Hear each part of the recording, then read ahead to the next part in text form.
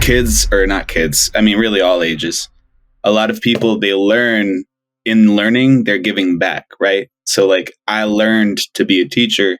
I didn't learn to just teach a couple kids. You know, I'm now in the community teaching a bunch of kids. And why should I have to, pay a loan if I'm going to be working with the community anyway, giving it back?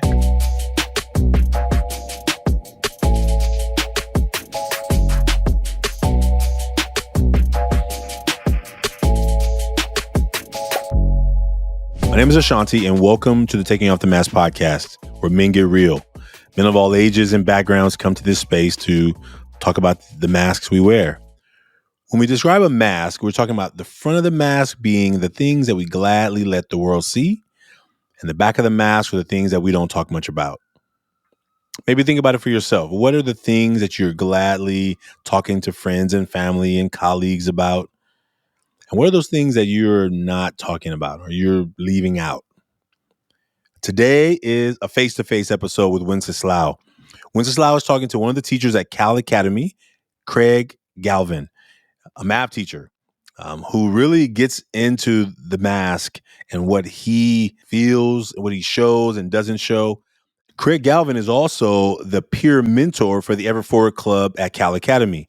So Wenceslao is the president, the captain, the leader, and Craig Galvin is his adult mentor. And so it's really powerful that they get to come together and have this conversation, a deeper dive into each other so that they can better support these students this year. We're excited about the opportunity to serve even more students this next year at Cal Academy. And we're so excited that Wenceslao is already starting the charge to making sure that students at that school feel seen, heard, understood, and are ready for the next steps.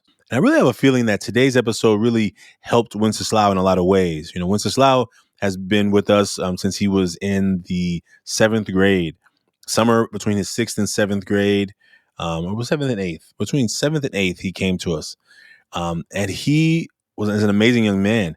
And sometimes as he finds his voice, as he's been finding his voice, if you've been listening to his episodes, you will hear that he is beginning to explore his ideas and thoughts and curiosities. And it's making his episodes so powerful. It's making his insights to other people so powerful. And even for himself, he realizes that right now he has some work to do on his communication with his teachers. And he's accepting it. Like, I think in the early days when we met him, he would kind of maybe push back when I would tell him to go talk to his teachers. And now I think he's starting to get that if you communicate well, your results become even more powerful. And so I'm so proud of Wenceslao and what he's doing in these episodes, these face-to-face episodes. And I hope you will enjoy this episode. What if teachers and students could have real conversations that allowed for understanding that teachers are human too? That as much as we know about our subjects and about our pedagogy and about teaching, we also are human beings who have human feelings, even though we're kind of taught or expected to not show them while we're teaching. So I hope you enjoy this episode today. If you know of a young person who needs to find his voice, I encourage you to share this episode with him. From a young man who was having a hard time finding his voice in the beginning. If you know a teacher who is trying to build deeper connection with their students, share this episode with them. Maybe they need to understand that maybe their students want to know that they're also human. And I think anyone who can hear these words will be inspired. And I'm excited for you to hear this face-to-face episode with Wenceslao and teacher Craig Galvin. Take care, folks. Enjoy today's episode. Hi, everybody. Welcome back to another episode here, face-to-face podcast. I'm Wenceslao Soto, and today I'm here with... Hi, my name is Mr. Craig Galvin. I'm an Algebra 1 teacher over at Cal Academy. And I like it. I've been there for about a year. Thank you for coming. Yeah. Well, Craig, so we're going to do the mask first, and then we're going to do card game, and I got some questions for you. All right, perfect. Yeah, looking forward.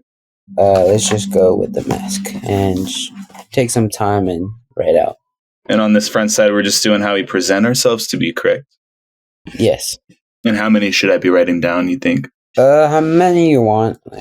If you want to write 6, 7, it's fine. I wrote 4. Gotcha. It's up to you. Alrighty, I'm ready. So you did front and back, or just front? Just front so far. I can do back real quick. We could do front if you want, and then do the back. So would you like me to start? You want to start? Yeah, you should start, and then I'll follow in key. All right. So this is my front. I was trying to draw like the shape of the Looney Tunes. You know, like that big red like character who's like a heart shape. Yeah, I know exactly. I like it. So I wrote funny. You know, I try to be as funny as I can. Calm. You know, I try to be also as calm. Have a calm mindset. Quiet. I can be quiet every once in a while. Depends who I'm with and the environment I'm in. And a learner, because I like to learn things that I like and I'm passionate about. I like that. I'll get mine on there. I'm not sure if you could tell, I tried to do the Teenage Mutant Ninja Turtle mask again. And I do have bad handwriting, so why don't I go through and reading them? One thing I try to put on the front of my mask, I'd say, is confidence. I try to, even if I have a little doubt in a moment, I do try to let it not show. And I just try to put myself forward as good as I can. And I stand behind what I say. I also try to be organized or prepared. Preparedness, I think, is a big thing for my outward facing way. I try to, especially at work, I try to make sure I'm just coming across as someone who's prepared, someone who's organized, someone who's professional. I put passionate, but passionate about my hobbies, my family, my job. I care a lot about it, and I want people to see that. And then I also put at the very bottom, dog dad. I like to talk about my dog, and I like to talk about other people's dogs and other pets too. You know, it's fun to see people open up about that kind of aspect of themselves. Yeah. Thank you, Sharon. Yeah, no problem. I could scoop up Maya if you want. Sure, that's fine. She's a little tired. She's sleeping, but here's my one. 6, actually, surprisingly. I know she looks like a puppy, but she's actually kind of older. There's a little baby at heart. And now we'll do the other side. Yeah, we'll do the back side. Okay, I think I got 4 down. Would you like me to go first, or would you? I could go first on this one. I kind of went for your mask idea a little bit on the second one. So I went for the eyes, but the heart shape. And I'm not sure if you could read it, so I'll read those out. So some things I hide or I don't like to talk about with other people, especially at school, but in general, with my friends even. One is I don't talk a lot about it, but I do. I did grow up in a split home, and I think a lot of my upbringing has been non-traditional in the sense that I was raised by a single mother. And I raised myself a lot in that aspect. And I never really had a life where I knew that I had 2 parents. I never really had that. It's always been 2 parents, but split and separate families, that kind of situation. And that happened before I was even born. So I probably don't talk about it. I never really lived an alternative. So it's just kind of part of my life that I don't talk about. I also put down weakness, and I think this one's something a lot of men can empathize with, maybe. But I'm a 6'1" man. I try to have a deep voice, and I think deep down it's because I don't want to show any weakness. I don't think I have any glaring weaknesses, but I also think I try a little hard to hide any if they come up. Like maybe another one I wrote down is. I can be messy, so maybe I don't like to show that aspect of me, or maybe I don't like to talk about just various moments where I have to bring my guard down. A lot of small moments, but I don't always do that easily. And I think I should change that. And I also I wrote down mental health. because my parents were split from split homes at a young age, I went to therapy. And I don't think a lot of guys actually have gone to therapy. And for me, I was going there when I was like 5 years old. So from an early age, I was ingrained with the mental health program. But I don't like to talk about it because I think a lot of that's reserved or personal. Maybe it's also the weakness aspect I was talking about earlier. Maybe it's me showing weakness if I talk about mental health. It's around those lines. So I drew this. I drew like a Formula One helmet. Well, like that's cool. It's one of my favorite drivers, Pierre Gasly. Ooh, I'll Google him. Are you into Formula One more than NASCAR? Yeah, that's the big new sport. My neighbor is too. I should get into it. It's pretty interesting. So I put stress. Things can get really stressed. Like from moving to a little kid to like try and be a grown up now. You get like so much responsibilities. You got a lot of work to do. And be more mature as well. And then I put being calm, being with people calms me down. Like just like the feeling of being alone. It's like I get, how should I explain? Like when I'm alone, is like sometimes I would get like voices about my head or memories, like some like traumatic stuff in the past or like some things that went wrong. Yeah. And just being with people just calms me down because I just could talk about other things with them or, it just makes me more comfortable. Yeah. And then I can take things pretty seriously sometimes. Like I just, based on my past, my experiences, like I take things more seriously now than I did then. Yeah. I like that. Those are 3 great answers. Thank you for sharing. Yeah. So now we're doing the card games. And this card game is called The Adventure and is where you save people in different destinations by earning points and by earning points to answer questions. So we won't do like the full game. It takes a bit long. We'll just be doing some of the questions. Okay. So would you like me to go first or you want to go first? Yeah, go first so I can see how it works. Yeah, so just choose a random card. And then it's got some questions on it. And this one says, when did you not speak up, but you really should have? Ooh, that's a hard one actually. Ooh. Those are the challengers questions. Yeah, that's a hard one. I don't know. I think probably in middle school, it was more like with friends. 8th grade last year at middle school, I had a lot of drama, with people, some problems. And I don't know. I should have like spoke up and then just stop like problems with people. Either ignore them or just try to make up those problems.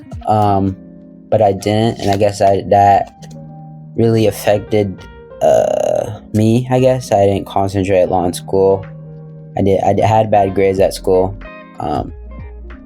So I guess in 8th grade I would have been to if I did good in the last year of 8th grade, I think I would have gone to a good school. Yeah, I have a kind of regretful memory like that too, actually. So I feel you.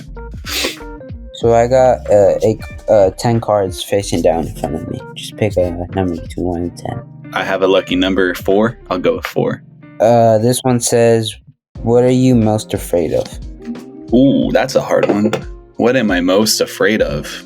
I think it's a hard one to answer, but one that immediately comes to mind was sometimes a lot of me growing up. I had friends in high school who were, I'd say, goofy and a little nerdy.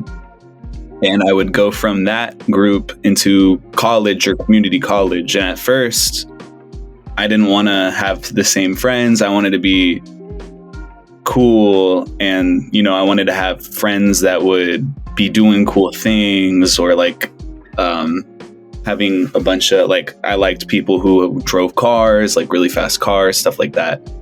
And I quickly realized that I was kind of not being myself when I was with those people. I was just trying to be who I thought they would like. So I think in a way my fear was that I wouldn't be liked by being who I was. And I quickly learned that that wasn't worth it, because these people didn't know me from me, and I'm much better friends with who I was more authentic with. I think that's kind of common with people, that they try to become to this, or like from being themselves, like maybe other people would see them weird, to like somebody who, like, if I was weird, or if I was not weird, if I was like nerdy, right, and that was my identity, and then people didn't like see me, or people didn't like how my identity was, and then I would change it to like somebody who's like more athletic and less nerdy. I think most people try to become into something that they're not, because they're trying to get attention, or they're trying to become liked by other people. Exactly. And I didn't even learn until after college that that wasn't the way to do things. I was making friends with people that wouldn't typically like me for me, and likewise I wasn't actually even enjoying their company as much, because I couldn't be myself. And I think that a lot of how I act is, it should come naturally. It should be coming authentically. Another challenge question, which this one says, share with everyone, or with you, a lesson that you are still learning. That's for both of us, or for me? Or if you want to share, you could. I think, well, I've proved a lot more than I did in past, but I think I still want to work on it more, is being a better friend, being a better person, somebody to, well, before I was just somebody who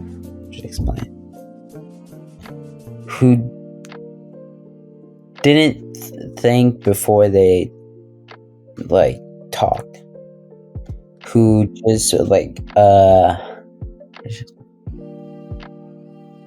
would ask somebody to help me a lot, like with my own problems that I should have dealt myself, but I didn't think about them, if they have problems of their own, or if these problems has to be solved by me.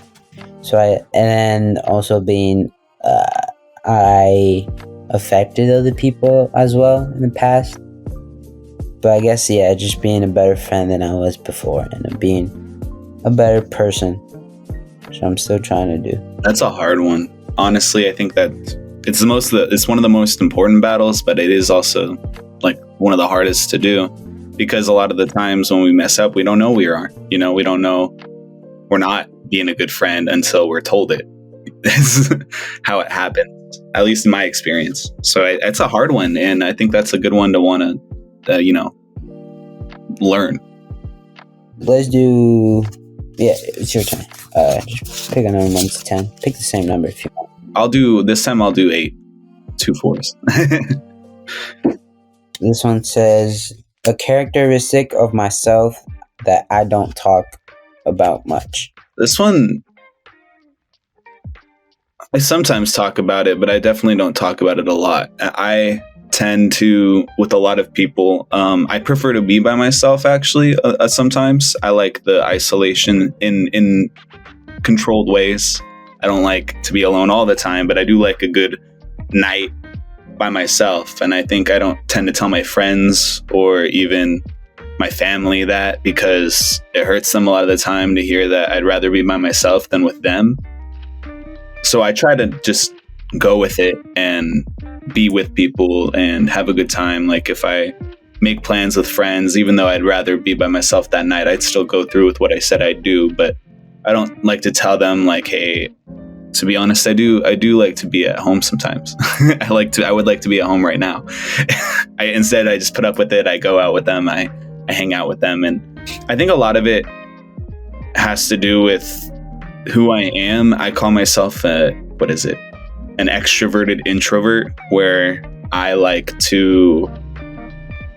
do like social interactions, but I actually think I prefer in like a little isolated activity a bit more often. And so I have to fight that about myself, because a lot of people, they think I'm extroverted, or they think I like to do a lot of things, and I do, but I telling them I'd rather be at home, a lot of the time they don't really believe it. Or they don't see it. So it's a hard one to convince people of sometimes. We'll do one more, and I got a poem to read about, which I will explain. Let's do one more. This one says, if money was no issue, what is something you would start? Dude, that's a good one. That's a good one, especially because, you're going to be a senior soon. You can start doing some cool stuff. Probably, now that I'm going to college, is, what is it called? When, student debt, or, when students have to pay for, college and stuff. Oh, loans? Yeah. Student loans? Well, I would solve that, because I think students are there to learn, to help either themselves or others, and then paying to learn is a bit, I think, wrong. The school needs money as well, right? But I don't think they should be charging way too much. I see what you mean. Here, can I try rephrasing it? Sure. Since kids, or not kids, I mean really all ages, a lot of people, they learn but in learning, they're giving back, right? So I learned to be a teacher, but I didn't learn to just teach a couple kids. I'm now in the community teaching a bunch of kids, and why should I have to, pay a loan if I'm going to be working with the community anyway, giving it back? Is that kind of where you're going with it, or? Yeah. Yeah. I like that. That's a cool thing to look at, and that's really timely too, especially, current events wise. We almost had student debt canceled, or there's something about that. I mean, that's admirable. I like that. All right, pick a number, 1 to 10. We'll do number 1 this time. Keep it easy. What experience in your life has taught you the most? It's hard to isolate one experience, so I'm going to give it a stretch of years. I think the 3 years after high school, but before I went to a 4-year university, I learned a lot about myself, a lot about my own work ethic and what drives me, and a lot about my friends and who I would interact with, or who I should interact with. I learned all of that in a short amount of time, because I graduated high school, but I didn't get into any 4-year schools. And that was kind of a wake-up call for me. I didn't get into any college that I could afford. There were some private schools, but I couldn't go that route. And I was a little wishful thinking that I could in the first place. So instead of going out to college, I kind of went to a community college, I worked a couple jobs in that time. I was doing a lot of the grunt work. I was a cook, and I was a garbage man. I'm not sure if I've talked about that with you yet, but I picked up electronics recycling for a company called Allgreen, which they pick up electronics recycling throughout the Bay Area. So I would get up early. I would work with dudes that were twice my age. It was very blue collar. I learned about what they did and what they didn't do. And I learned that I didn't really want to do that for very long. I learned that job, while it's super, super important, super useful, it wasn't somewhere I wanted to be in about 5 years' time. And I learned that, okay, the people that were working there for more than 5 years, who were older than me, there was a moment where I kind of learned about what not to do, because they were happy there, but I wouldn't have been happy there, and I wanted some other some other route for myself. So I think it was important to not have life go to plan so that I can make a backup plan, so that I could realize how the world works a little bit. And I still made it to a 4-year college, and I still I learned an incredible amount about financial decisions. Like, I owned a car in that time. The list is endless, but just the sheer act of taking it slower, going to community college rather than a 4-year, really learning about myself before I picked a major, all that kind of, all those details. I think the slowness paid off in a big way. So we talked about friends a lot, right? And so I got this book called The Prophet, which is this prophet who gets asked to talk about many topics: passion, joy and sorrow, teaching, friendship. And this one's about friendship, which I want to read some quotes a bit, and then I want to say something related to it, which he says: "Your friend is your needs answered. He is your field which you sow with love and reap with thanksgiving. He is your board and your fireside. For you come to him with your hunger, and you seek him for peace. When your friend speaks his mind, you fear not the nay in your mind, nor do you withhold the a. And when he is silent, your heart creases not to listen to his heart. For without words, in friendship, all thoughts, all desires, all expectations, born and shared with joy that is unclaimed. When you part from your friend, you grieve not, for that which you love most in him may be clear in his absence, as a mountain to the climber is clear, and there those who have the truth within them, but they tell it not in words." In the yeah. I like it. I like the part which says, "For without words and friendship, all thoughts, all desires, all expectations are born and shared." Which explains for me how much importance there is in friendship. And I think for me, my best friend, I only got one, which he knows a lot about me. I tell, like, when I have a bad day, tell him about it. I have a good day, tell him about it, right? Mm-hmm. There's not a lot of people you can trust, right? And it's hard. Like, I had to, like, learn the bad way, right? I had told somebody something, like a secret or something personal, and then, shared it, right? But the importance of friendship for me in general is important, because for me, being alone, I just carry all these, like, emotions, right? And these thoughts that I just need, like, friends either to, let that, like, tell somebody, just let it out, or to let out, like, some pain in a way of joy, right? Hanging out with them or doing some fun activities.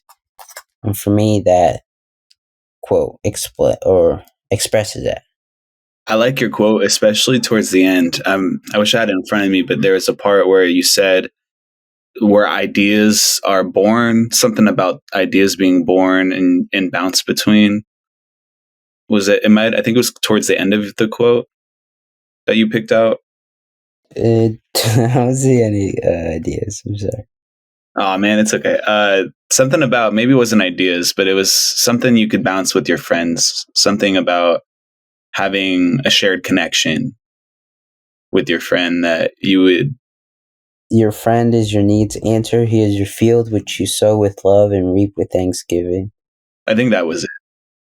For you come to him with your hunger, and you seek him for peace. Yeah, especially that last line. I think a lot of friendship, it is both someone you could confide with, someone you could confidently speak to, and like you said, someone who you could kind of rant to. They wouldn't go telling other people about any personal problem you have, or maybe something you've experienced.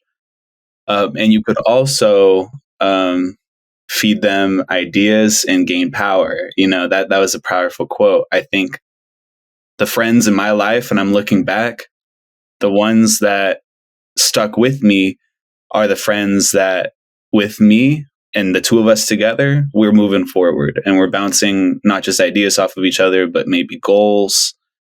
We're bringing each other up and we're trying to, fight for what we need and how to be better, how to do better, all that kind of stuff. I wouldn't really trust anyone else to do that. Even some of my own family, I wouldn't necessarily trust them like I would my friends to bounce that off of. And going back on my own answer about, I was trying to fake myself to be friends with people who I don't think I should have. Those are also people I'm looking back, I would not be bouncing ideas off of or carrying like any kind of debate about anything with them. I would just probably fool around with them, joke around with them, and it was very surface level. It wouldn't really get deep. And the friends where we talk about things that matter, those tend to last. Those tend to be valuable.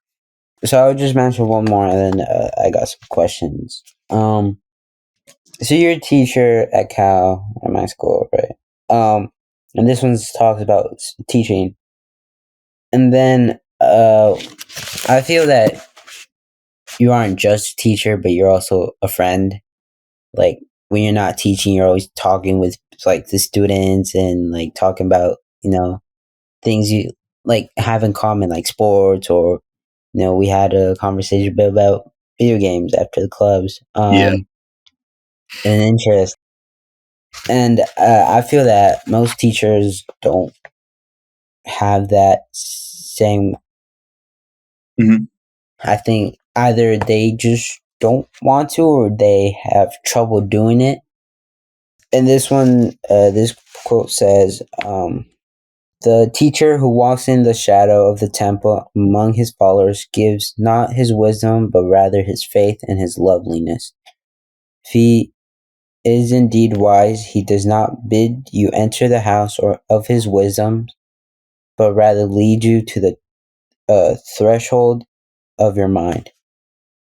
The musician may sing to you of the rhythm, which is in all space, but he cannot give you the ear, which arrests the rhythm, nor the voice that echoes it. And he who is versed in the science of numbers can tell of the regions of weight and measure, but he cannot conduct you thither. For the vision of one man lends not his wings to another one. And even as each of you stands alone with God's knowledge, so must each one of you be alone in his knowledge of God and his understanding of the earth. Tongue twister. I know that was a hard one, but I liked it. I liked the part about wisdom. I'm not just telling. I forget the wording, but there is a portion in the middle talking about wisdom and how I'm not just telling you how. I'm kind of showing you how to get there. And I'm not just giving an answer. I'm showing you how to get there, and that's super true when it comes to the curriculum. Less so with being funny and being talkative. That's different, but more so the stuff, the lessons I'm teaching. Yeah, that should be what a teacher does. Absolutely. So now I got some questions. Mm-hmm. So you started last year, technically, at school, mid-year. Now you're starting a full year. Was there a big transition with like your teaching style or interaction with the students? Yeah, I changed a lot actually. Yeah, I'll go into the deets of it. I think compared to being last year, I was coming into a classroom that had already started, and I was a substitute for that teacher. And through working there, Cal allowed me to work at the start of this year as a math teacher, which is a big improvement for me because the subject difference alone. I went from teaching a science-based class to a mathematics-based class, and I understand math a lot better. So that alone was a massive difference for me. But as a teacher who started off the year in the classroom, I took it a lot more serious. I have a big emphasis in my brain of you kind of have to start off right. And if I'm going to be teaching, if I'm a teacher, I can't give that advice without doing it myself. So I made sure a lot this year. I started it off right. I've been actually teaching for a whole month, and most people have only been in school for about 2.5, 3 weeks. I had to go there 2 weeks before school started, making sure I was onboarded properly. I was through the school, but in that time, I also met with a lot of people who I'm coming to rely on as friends, but also as coworkers who can give me resources and give me advice. And I have a coach. I have a lot more talking with my principal, Mr. Chardon. There's a lot more people who I'm working with on a day-to-day to help, teach. And I went from going to feeling like I was kind of in it, just me by myself, subbing for that teacher, that long-term role. Going from there to being a teacher, it's been a lot more. I feel like it's been a lot more of a blessing, to be honest. I have more time at the start of the year. I think if I was with your class at the start of last year, I feel like it would have gone a lot smoother. And as much as I appreciated coming in halfway in the year, a bit of me is like, oh, if only I got there, a couple months earlier. I feel like I would have enjoyed last year more, and also just gotten it off at a better start. And I think that strong start kind of lingers. It's getting off on a strong note is important. So, my other question is, in what ways do you think the concepts of the figurative mask and the authenticity relates to the challenges and opportunities you've encountered in teaching? Well, hearing you talk about a lot of teachers have a hard time connecting with kids, I agree. A lot of teachers either can't make that step, or they just choose not to because they think that it's harder, or maybe being a friend is worse than being a teacher. And I do like to maintain I'm a teacher first, friend second. I try to. But at the same time, the mask activity teaches me, and also your classmates, how important revealing a mask at times can be, and being honest, being transparent. I think there's something us teachers kind of talk a lot about, and one of those things is kids know when you're being honest or authentic. It's pretty obvious. It's not something you gain. That's something that we all as human, we learn it early. We could tell when someone's being a little bit dodgy or a little fake.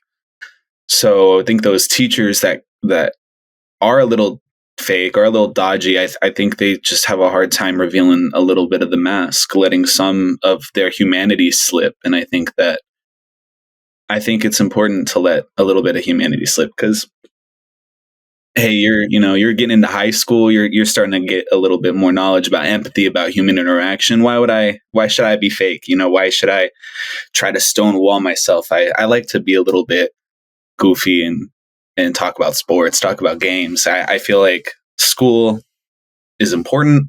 I'm never going to do that between, my 50 minutes a period that I have with every one of my classes, but there's still like an hour plus a day where I'm not that teacher. I'm not talking about math for 50 minutes straight. I could be a little goofy. I could talk a little bit about other things. I like those moments a lot. It's important to fill those in as well. And the mask actually kind of helped me realize that. So I think this is like a bit related to what you answered. But have you noticed any common struggles or patterns among your students or students in general regarding the figurative masks they might wear in classroom? And how has this influenced your teaching approach? So I would say one of the hardest things, and I think a lot of teachers would probably agree, is getting kids to be confident in their answers. I think a lot of kids hold up the mask because they don't want to be wrong. They don't want to answer a question and be corrected.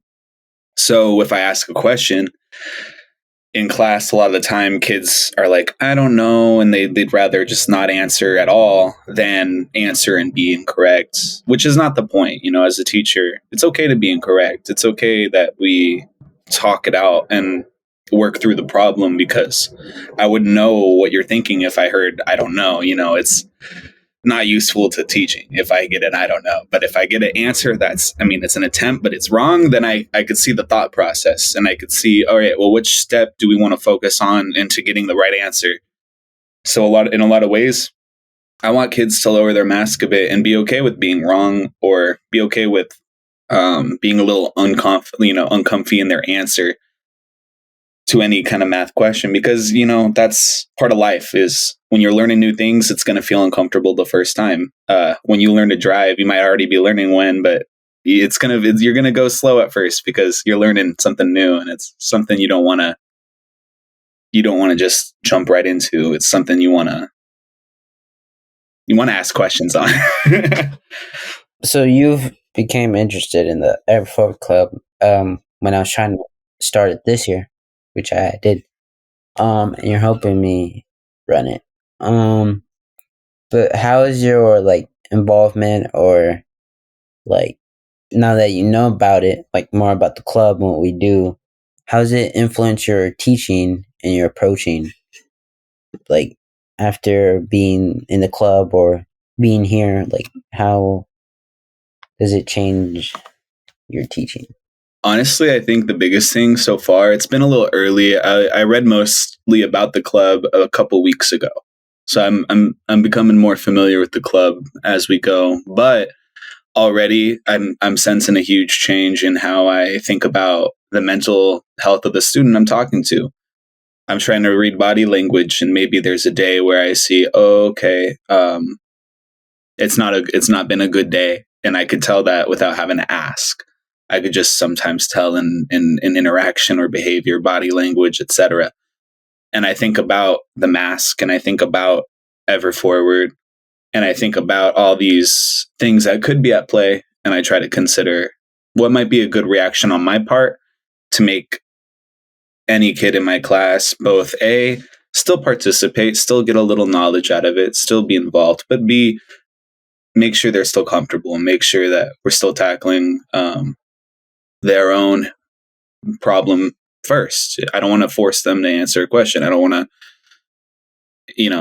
I don't want to be the teacher that is upset at a kid for not getting good sleep. Maybe they're in a bad place. Maybe they couldn't go to bed at night, and then they're coming to school, and it's an even worse, not just a bad night, but now it's a worse day because their math teacher's all on their case about something, and they've already had, such a rough day to begin with.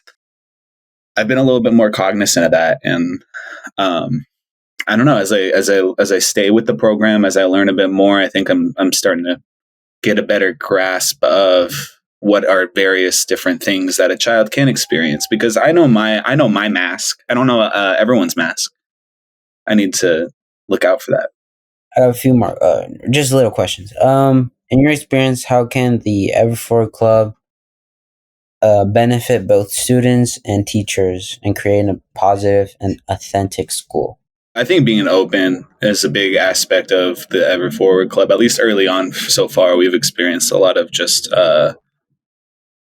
honesty and addressing parts of your life that you wouldn't even typically address with people you wouldn't address them with.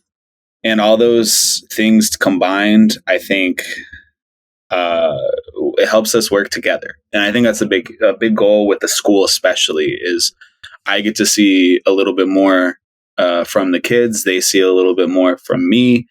And then in doing both of those things, I think we are turning a classroom into a community. There's a lot more open dialogue. There's a lot more understanding. There's a lot more things that I think wouldn't exist if we didn't have the opportunity to, chat about it. And I think schools need to benefit from that. They can benefit from that. It's just a matter of dedicating a little time and a little conversation to it. And that's what we're doing in our club.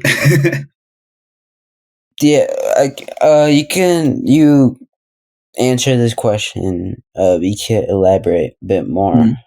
Mm-hmm. But looking ahead, what are your goals in terms of promoting authenticity and community with the classroom and your involvement with the club?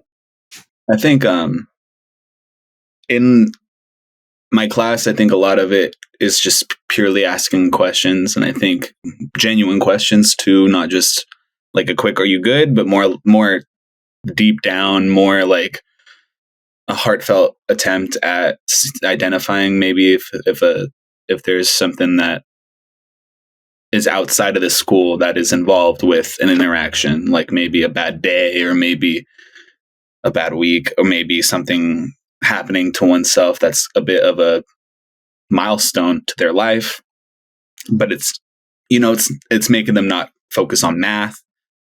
It's good and bad, and I think that a lot of kids, they walk into a class and on any given day it's fine, but I think there's going to be many times where throughout the year it's not going to be okay, or maybe it is very okay, but their mind's just not dedicated to math.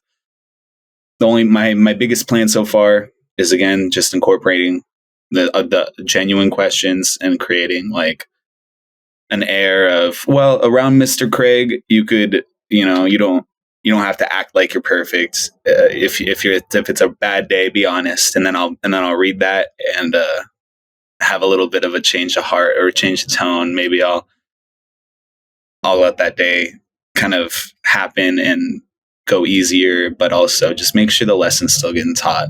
Try to find that fine line. And the only way I could really navigate the fine line, to be honest, is, again, just keeping in the questions, just keeping the dialogue happening. Thank you for answering those my questions.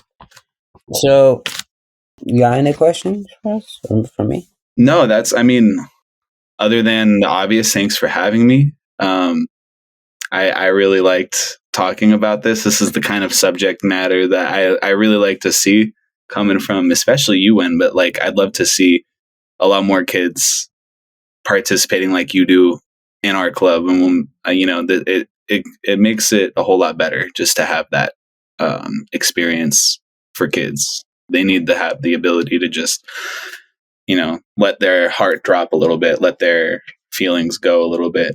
And I like it. It makes every time it makes like the dialogue, people act like they don't want to talk about themselves, but I think everyone kind of does a little bit. And everyone, I think, deep down wants to reveal their mask. It's hard, but I've liked it every time.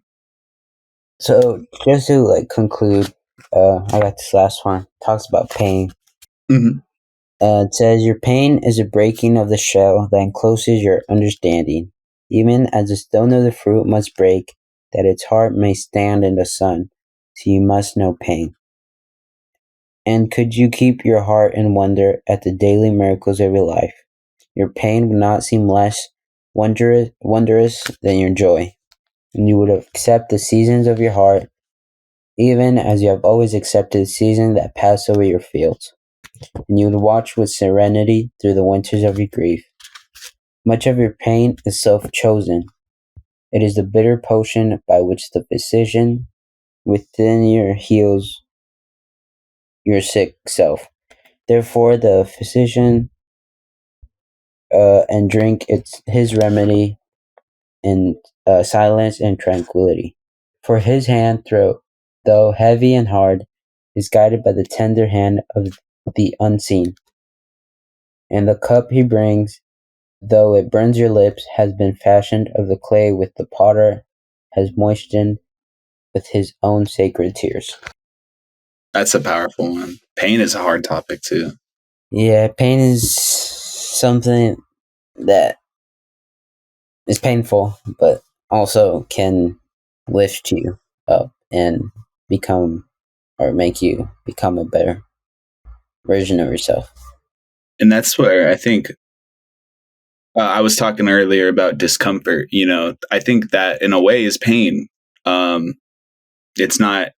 And when I was talking about discomfort, I was talking about it in the context of like sharing, revealing your mask. And I think for a lot of people, that's painful. And it's for a reason, it's for a good reason. It's painful because we don't do it often. It feels alien to us. And I think that sometimes pain's not a good thing. I think medically pain's not a good thing, but figurative pain that comes in the form of discomfort, pain that comes in the form of working your, let's say you're in a sport, pain that comes from working those muscles, pain that comes from all those types of different things. That's a good pain. That's close to discomfort. And I think the reason why it's uncomfortable It's because we're not there enough. We're not doing it like that enough. We're not sharing our feelings, so it feels hard to do it. But it gets easier the more you do it. Well, Craig, thank you for being on here.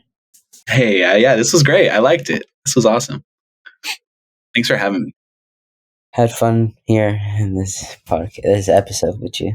And also, hey, enjoy your last day, because this is a 3-day weekend. We worked a little today, but make sure you're still, keeping a little time for yourself tonight. Yeah, I will. Good. Everybody, thank you for tuning in today's episode with here, Craig. And I hope seeing you guys next time. Thank you. The Taking Off the Mask podcast is produced by Ryan Louie and graphics by Kelly Wong. Guests are managed by Dan Paloma, and the podcast is edited by Samuel Matingo. We'd like to thank everyone who's been a part of the creation of this podcast, and for every guest that has been a part of the show, you are now a part of the Taking Off the Mask family. The Taking Off the Mask podcast is brought to you by the Ever Forward Club, and if you like what you've heard today, please subscribe, write a 5-star review, and share this with someone. We look forward to having more conversations that matter. And please remember, there's more to you than anybody can see by just looking at you.